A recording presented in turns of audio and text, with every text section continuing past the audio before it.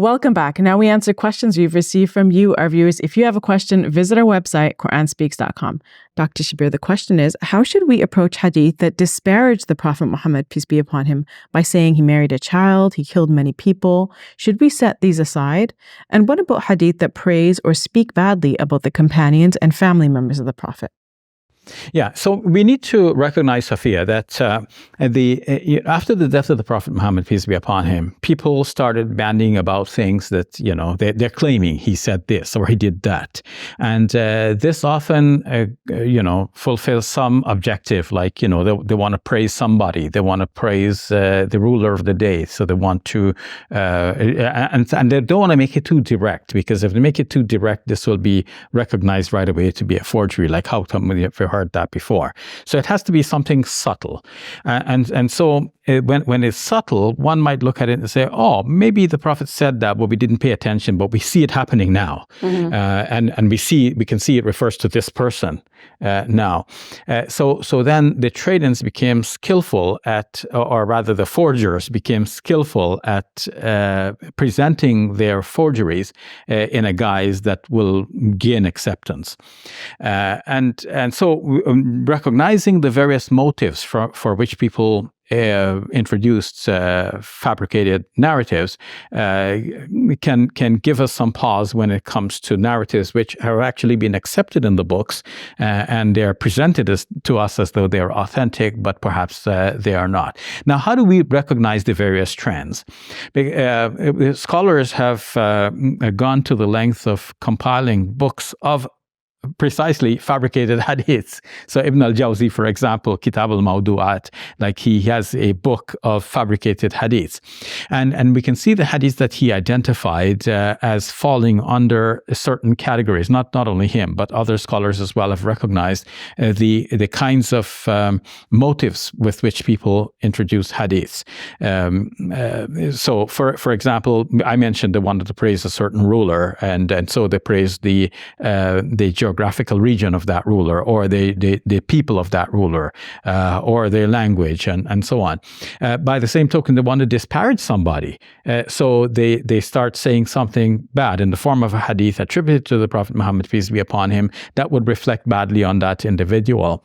But there are other attitudes as well, like, for example, some of the misogyny of the time would be reflected in hadiths traced back to the Prophet, peace be upon him.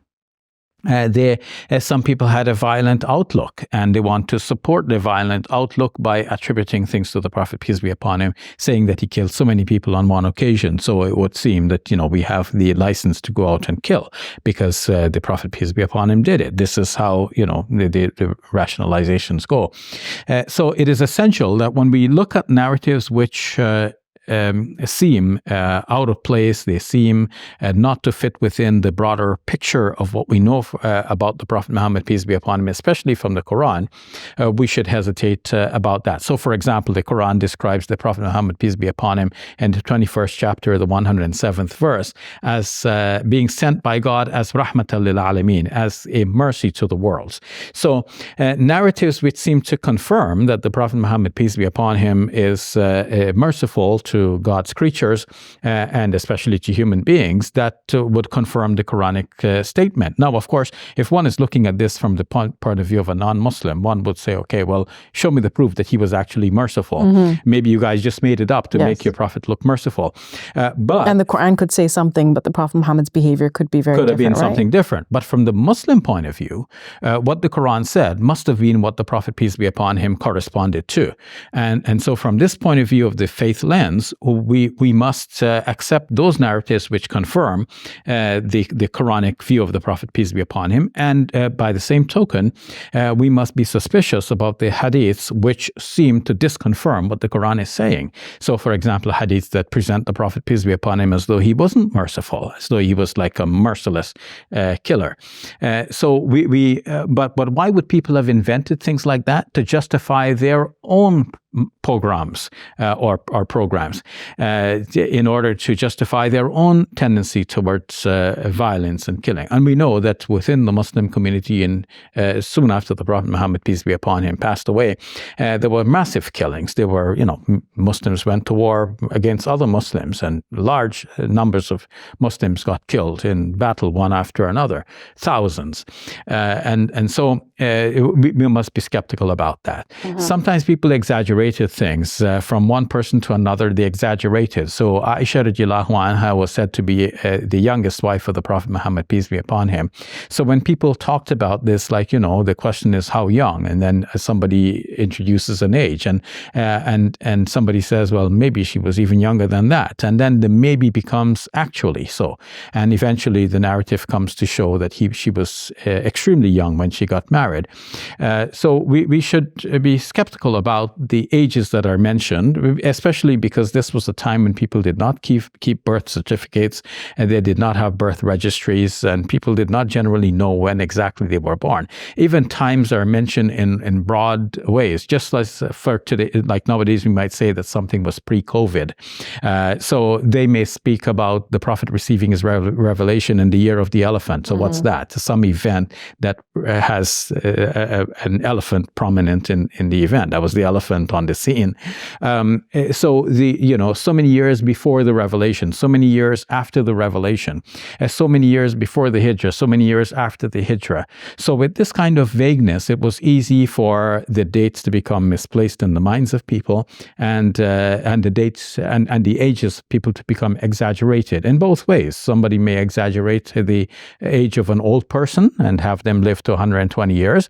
Somebody may exaggerate the age of a young girl, in the case of Aisha, God be pleased with her, and have her got married at the young age of 9 years old, whereas probably she was 10 years even older than that, and God knows best.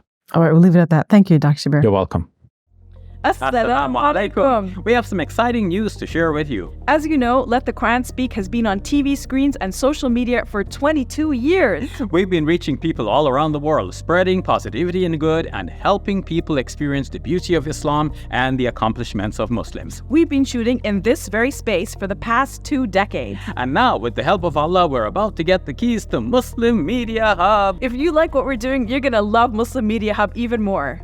Because it's the next step up. Think new TV shows, podcasts, social media content, and film. We'll have new talent, more youth, and a lot more space and resources to do what we love. Spread the message of Allah. Our Muslim Media Hub costs $2.4 million. And for that, we need to raise $300,000. Please give whatever you can. Every dollar counts. It's our collective responsibility to share the message of Islam with our fellow human beings.